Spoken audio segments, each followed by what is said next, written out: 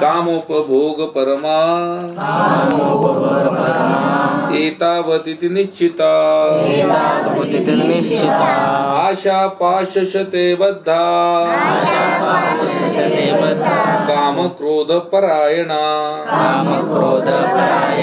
इहन्ते काम भोगार्थम अन्यायेन अर्थसंचया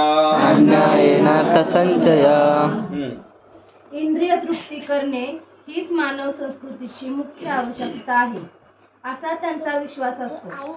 अशा प्रकारे त्यांना मरेपर्यंत अमर्याद चिंताने ग्रासलेले असते. फक्त इंद्रिय तृप्ती करण्यात लोकांना मजा वाटते. जसं तुम्ही एखाद्याला म्हणले ना, अहो आम्ही इस्कॉनच्या मंदिरात जातो, लोकांना वाटतं काय केलं, दिवा लावला मंदिरात, काय यांनी केलं. अहो आम्ही प्रसाद खातो, त्यांना त्यात मोठेपणा नाही वाटत. इस्कॉनला गेलो हे ज्यामध्ये मोठेपणा वाटत नाही. आम्ही ब्लू नाईल हॉटेलमध्ये खातो, इस्कॉनच्या जवळ असलेले, त्याच्यात मोठेपणा आहे का? कारण लोकांना वाटतं काहीतरी खाल्लं ना नॉनव्हेज, लय मोठं काम करून आलोय आज आम्ही. असं काम ना चांगले नाही करणार.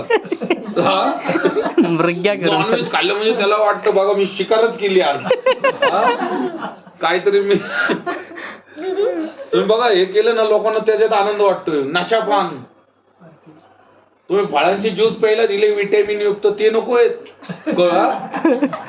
हे आमचे प्रभूजी मागा B12 साठी बाबा कुठला ते आवळ्याचा ज्यूस प्या, हे प्या, हा गाजर बीट आवळा सकाळी सकाळी लोक विकतात, तिथं गर्दी नाही. पण संध्याकाळी जी गर्दी आहे, बाटली आणली की लोकांना वाटतं खरंच याने विटॅमिन काहीतरी पिले, बॉडीत टाकलंय. हा, आणि लोकांना हे चांगलं वाटतं. आता लोकांना वाटतं बघा मी किती चांगलं काम केलं. 1,500 रुपये रोज लागतात याला आम्हाला प्यायला. काय पितो बाबा, चरणामृत, हा फुकट भेटते ते प्याय नाही. 1,500 घेऊन शरीराचा नाश करणारा अमृत घेतोय तू, आणि त्यांनी मृत होणार आहे.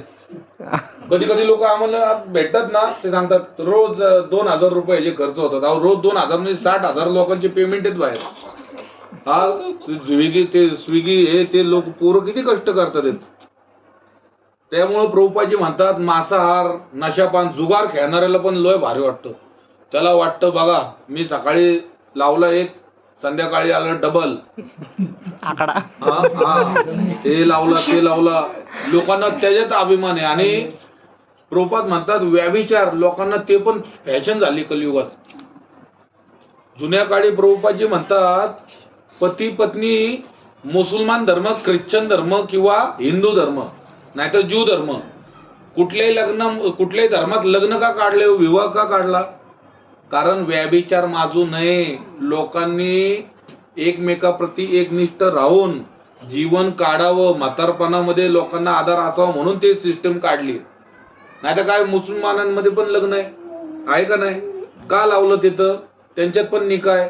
ख्रिश्चन मध्ये पण लग्न आहे आणि हिंदूंमध्ये पण.